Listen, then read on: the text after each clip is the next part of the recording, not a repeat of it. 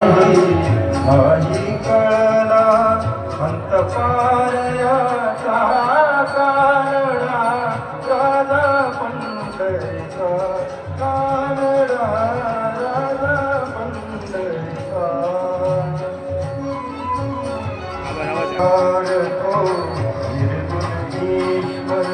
जसा प्रकटला असा विधेवर निराकार तो निर्गुणेश्वर जसा प्रकटला असा विधेवर उभय ठेविले हात कटीवर उभय ठेविले